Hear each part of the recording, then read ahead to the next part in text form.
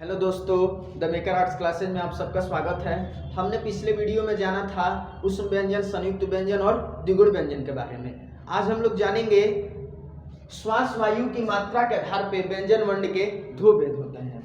पहला है हमारा अल्पप्राण और दूसरा है महाप्राण। उसके बाद हम लोग जानेंगे स्वर तंत्रियों में कंपन के आधार पे व्यंजन को दो भागों में बांटा गया है। कौन कौन है? तो पहला घोष है और दूसरा है अघोष। तो आज हम लोग जानेंगे ये चारों को कि अल्पप्राण क्या है, महाप्राण क्या है, घोष क्या है और अघोष क्या है। सबसे पहले हम लोग बात करेंगे श्वास वायु की मात्रा के आधार पर व्यंजन के दो भेद हैं। श्वास वायु के मात्रा के आधार पर व्यंजन के दो भेद है। पहला है हमारा अल्पप्राण और दूसरा है महाप्राण। ठीक, पहला है हमारा अल्पप्राण, दूसरा है महाप्राण। सबसे पहले जानेंगे अल्पप्राण किसको कहेंगे। अल्पप्राण, तो अल्पप्राण कहने से पता चल रहा है अल्प। अल्प यानी कम, थोड़ा, और प्राण यानी श्वास या वायु, यानी जिन वर्णों के उच्चारण में कम या थोड़ा श्वास या वायु लगे उसको हम लोग अल्पप्राण कहेंगे। और महाप्राण किसको कहेंगे? महाप्राण, तो महा यानी अधिक, महा यानी अधिक, और प्राण यानी श्वास या वायु, यानी जिन वर्णों के उच्चारण में श्वास या वायु की मात्रा अधिक लगे उसको हम लोग महाप्राण कहेंगे, और जिन वर्णों के उच्चारण में श्वास या वायु की मात्रा कम लगे उसको हम लोग अल्पप्राण कहेंगे। अब चलते हैं इन लोग के उदाहरण पे कि अल्पप्राण कितने हैं, महाप्राण कितने हैं, या अल्पप्राण कौन कौन से हैं, महाप्राण कौन कौन से हैं। तो देखेंगे हम लोग कि प्रत्येक वर्ग का प्रथम, तृतीय और पंचम वर्ण अल्पप्राण होंगे। क्या होंगे? प्रत्येक वर्ग का, जो भी वर्ग है, क वर्ग से लेके प वर्ग तक जो भी वर्ग है उनका प्रथम, तृतीय और पंचम वर्ण क्या है? अल्पप्राण है। उसके बाद अंतस्थ व्यंजन क्या हमारे? अल्पप्राण है। अल्पप्राण कौन कौन है? तो प्रत्येक वर्ग का प्रथम, तृतीय, पंचम वर्ण अल्पप्राण है और अंतस्थ व्यंजन अल्पप्राण है। उसके बाद महाप्राण कौन से हैं? तो महाप्राण होंगे प्रत्येक वर्ग का द्वितीय और चतुर्थ वर्ण। प्रत्येक वर्ग का द्वितीय और चतुर्थ वर्ण हमारे क्या होंगे? महाप्राण होंगे। प्रत्येक वर्ग कौन कौन से होंगे? कवर्ग से लेकर पवर्ग तक, कवर्ग से लेकर पवर्ग तक हमारे 5 वर्ग है, तो उनमें जो द्वितीय और चतुर्थ वर्ण होंगे वो हमारे महाप्राण है। इनके अलावा उष्म व्यंजन जो है वो भी हमारे क्या होंगे? महाप्राण होंगे। अब देखते हैं हम लोग कौन कौन से होंगे अल्पप्राण। तो यहाँ पे नीचे हम वर्ग बनाए हैं, कवर्ग, चवर्ग, टवर्ग, तवर्ग और पवर्ग। ठीक, 5 वर्ग है हमारे। तो इनमें जो ब्लू से लिखा है वो हमारे महाप्राण है। जो ब्लू से लिखा है, ब्लू कलर से जो भी वर्ण लिखा है वो हमारे महाप्राण है, और जो रेड से और ब्लैक से अंडरलाइन किया गया है वो हमारे अल्पप्राण है। तो सबसे पहले हम लोग जानेंगे अल्पप्राण कौन कौन से हैं। तो हमें दिखाई दे रहा होगा, हम अभी बताएं आप लोगों को प्रत्येक वर्ग का प्रथम, तृतीय और पंचम वर्ण क्या है? अल्पप्राण है। तो प्रत्येक वर्ग का प्रथम ये हुआ, उसके बाद ये तृतीय हुआ और ये पंचम हुआ।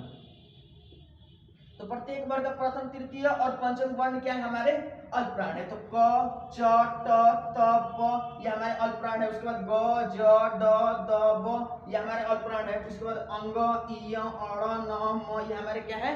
अल्पप्राण है। उसके बाद हमारे क्या थे? अंतस्थ व्यंजन क्या थे? अल्पप्राण थे। तो अंतस्थ व्यंजन हो जाएंगे य, र, ल, व, ये भी हमारे क्या है? अल्पप्राण है। उसके बाद अब हम लोग बात करेंगे महाप्राण की। तो महाप्राण में अभी हम बताएं कि जो ब्लू कलर से लिखे वो हमारे क्या है? महाप्राण है। तो महाप्राण में हो जाएंगे हमारे ख, छ, ठ, थ, फ, उसके बाद घ, झ, ढ, ध, भ ये हमारे क्या है? महाप्राण है। महाप्राण में क्या बताया था कि प्रत्येक वर्ग का द्वितीय और चतुर्थ। तो ख हमारा द्वितीय है, छ भी हमारा द्वितीय है, ठ भी हमारा द्वितीय है, थ भी हमारा द्वितीय वर्ण है, उसका फ भी हमारा द्वितीय वर्ण है। उसका चतुर्थ में बात करेंगे तो घ चतुर्थ होगा, उसके बाद झ भी चतुर्थ होगा, ढ भी चतुर्थ होगा, ध भी चतुर्थ होगा और भ भी चतुर्थ होगा, यानी द्वितीय और चतुर्थ क्या होंगे? महाप्राण होंगे। उसके बाद इनके अलावा उष्म और उष्म व्यंजन जो है वो क्या होंगे? महाप्राण होंगे। उष्म व्यंजन कौन से हैं? तराबी स, मूर्धन्य स, दांती स और ह ये क्या होंगे? हमारे उष्म व्यंजन होंगे और ये महाप्राण है।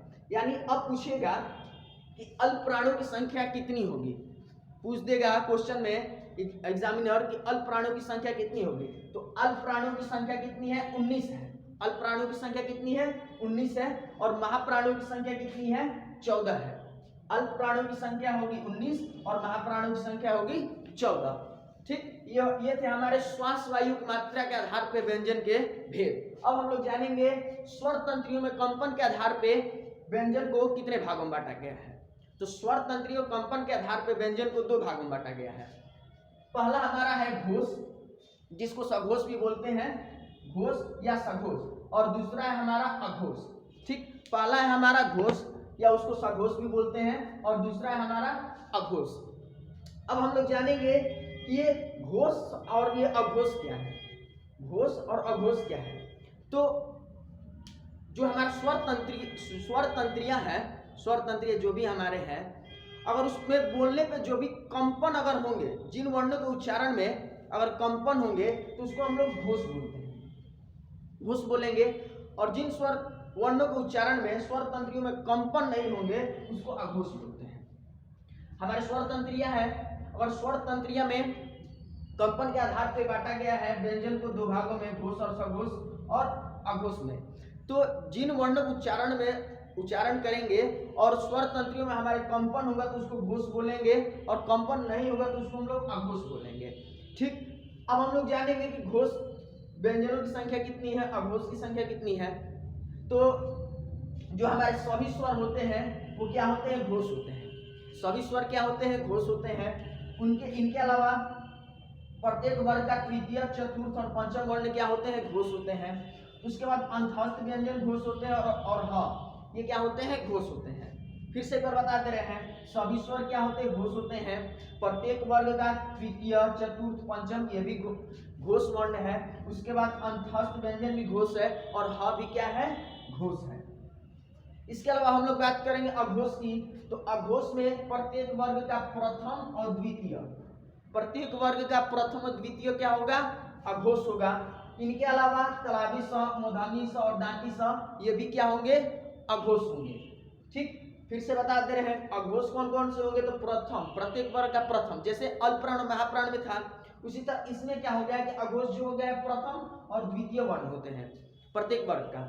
और तलावी स, मूर्धन्य स और दांती स ये भी क्या है, अघोष है। अब हम लोग देखेंगे तो हम यहाँ पे क्या किए हैं, वर्ग बना दिए हैं। कवर्ग से लेकर पवर्ग तक, कवर्ग से लेकर पवर्ग तक एक वर्ग है। ठीक, तो हम लोग देखेंगे इसमें बताया था कि घोष में सभी स्वर क्या होते हैं, घोष होते हैं। तो सभी स्वर कौन कौन से हैं, तो अ से लेके अ तक 11 स्वर है हमारे, 11 स्वर हमारे हैं। तो वो 11 स्वरों क्या है, घोष है। इनके अलावा प्रत्येक वर्ग का तृतीय, चतुर्थ, पंचम, तो तृतीय, चतुर्थ, पंचम, तो प्रत्येक वर्ग का ये तृतीय है, ये चतुर्थ है और ये पंचम है। तृतीय, चतुर्थ, पंचम, प्रत्येक वर्ग का तृतीय, चतुर्थ, पंचम क्या है, हमारे घोष वर्ण है। यानी ग, घ, अंग, ज, झ, इ, ड, ढ, ण, द, ध, न, ब, भ, म ये क्या है, हमारे घोष वर्ण है। इसके अलावा बताया गया है कि अंतस्थ व्यंजन और ह, अंतस्थ व्यंजन और भी घोष है। तो अंतस्थ व्यंजन हो जाएंगे य, र, ल, व, उसके बाद ह, यानी ये जो है हमारे क्या है, घोष वर्ण है या सघोष वर्ण है। इनके अलावा फिर अगर हम लोग अघोष का उदाहरण देखेंगे तो अघोष में है प्रत्येक वर्ग का प्रथम और द्वितीय। तो प्रत्येक वर्ग का प्रथम और द्वितीय, तो प्रथम और द्वितीय कौन कौन से हैं, तो क, ख, च, छ, त, ठ, द, त, थ, उसके बाद त, थ, प, फ ये क्या है, हमारे अघोष है। कौन कौन है, प्रथम और द्वितीय। तो प्रथम द्वितीय में क, ख, च, छ, त, ठ, त, थ, प, फ ये क्या है, हमारे अघोष है। फिर इनके अलावा कहा गया है कि तलावी स, मूर्धन्य स और दांती स ये भी क्या है, अघोष है। तो ये तलावी स, मूर्धन्य स और दांती स ये भी क्या है, अघोष है। तो अब पूछेगा कि घोष की संख्या कितनी है, घोष वर्णों की संख्या कितनी है। तो घोष वर्णों की संख्या हो जाएंगी 31, यानी 11 स्वर, और ये तृतीय, चतुर्थ, पंचम और अंतस्थ और ह इन सबको टोटल काउंट करने पे घोष की संख्या आएंगी 31, और अघोष की संख्या हो जाएंगी 13। अघोष की संख्या कितनी होगी, 13, यानी प्रत्येक वर्ग का प्रथम में 5 और द्वितीय में 5, 10 और ये 3, 13, यानी अघोष की संख्या कितनी हो जाएंगी, 13।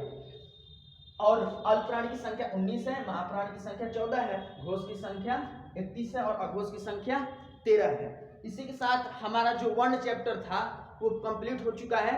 अब से हम लोग नेक्स्ट वीडियो में नया चैप्टर स्टार्ट करेंगे। तब तक के लिए धन्यवाद, स्वस्थ रहिए, मस्त रहिए।